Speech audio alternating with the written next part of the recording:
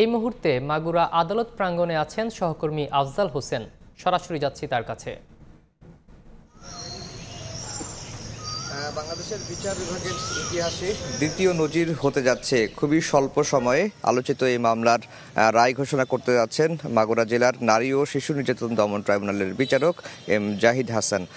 আর যেটি বলে রাখি যে এই মামলায় একজন আসামি, মূল যে প্রধান আসামি 164 করেছেন এবং তিনি আদালতে দোষ স্বীকার করেছেন এবং তিনি বলেছেন যে তিনি একাই এই ধর্ষণের পরে হত্যা করেছেন। আর তার বিরুদ্ধে সে কারণেই নারী ও শিশু নির্যাতন দমন ট্রাইব্যুনালের 9-2 ধারায় অভিযোগ আনা হয়েছে ধর্ষণের ফলে মৃত্যু, এবং এই ধারায় সর্বোচ্চ শাস্তি রয়েছে মৃত্যুদণ্ড এবং যাবজ্জীবন কারাদণ্ডের বিধান রয়েছে। আর বাকি যে 3 জন আসামি রয়েছেন, যে আসিয়ার বোনের স্বামী এবং আসিয়ার বোনের ভাসুর, এই দুজনের বিরুদ্ধে 508 ধারার অভিযোগ আনা হয়েছে। 508 ধারা দণ্ডবিধি, এবং এই দণ্ডবিধির ধারায় যেটি বলা হয়েছে যে ভয় ভীতি প্রদর্শন, এবং এই ধারার অপরাধ যদি প্রমাণিত হয় তাহলে সর্বোচ্চ 2 থেকে 3 বছরের সাজার বিধান রয়েছে। আর বাকি একজন আসিয়ার বোনের শাশুড়ি, তার বিরুদ্ধে মামলার আলামত নষ্টের অভিযোগ আনা হয়েছে এবং সেটিও দণ্ডবিধির 201 ধারা অনুযায়ী, এবং এই ধারার সর্বোচ্চ সাজা 3 থেকে 7 বছরের বিধান, বিভিন্ন মেয়াদী বিধান রয়েছে যেটি বিচারক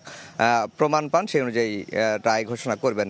এই মামলায় 29 জন সাক্ষ্য দিয়েছে রাষ্ট্রপক্ষ থেকে। এর মধ্যে 16 জনই জব্দ তালিকার সাক্ষী। বিভিন্ন যেহেতু আসিয়া বেশ কয়েকটি হাসপাতালে চিকিৎসা নিয়েছেন, ডাক্তারদেরও এখানে সাক্ষ্য হিসাবে নেওয়া হয়েছে এবং প্রত্যক্ষদর্শী বা যারা ওই সময় ঘটনাস্থলে উপস্থিত ছিলেন, যে ধরনের 29 জন সাক্ষী আদালতে এসে সাক্ষ্য দিয়েছেন। রাষ্ট্রপক্ষের থেকে বিশেষ প্রসিকিউটর স্বরাষ্ট্র মন্ত্রণালয়ের এবং তিনি অ্যাটর্নি জেনারেল পদমর্যাদার এহসানুল হক সমাজি তিনি আমাদেরকে জানিয়েছেন যে 4 জন আসামির বিরুদ্ধেই অভিযোগ প্রমাণ করতে তারা সক্ষম হয়েছেন এবং আইনের যে বিধান রয়েছে সেই বিধান অনুযায়ী সব আসামিরই সর্বোচ্চ সাজা হবে এমনটি প্রত্যাশা করছেন। আর পুরো বাংলাদেশ কিন্তু তাকিয়ে আছে আজকের রায়টির দিকে, কারণ আসিয়া যখন ধর্ষণের শিকার হলেন, তিনি যখন চিকিৎসাধীন অবস্থায় ছিলেন, পুরো বাংলাদেশের মানুষই কিন্তু প্রতিবাদে ফেটে পড়েছিল এবং তারা আজকের রায়টির দিকে অপেক্ষা করছে।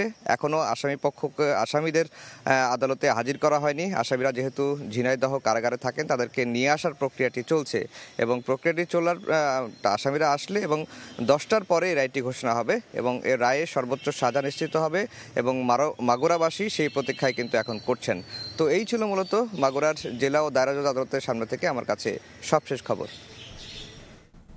সরাসরি যুক্ত ছিলাম মাগুরা থেকে।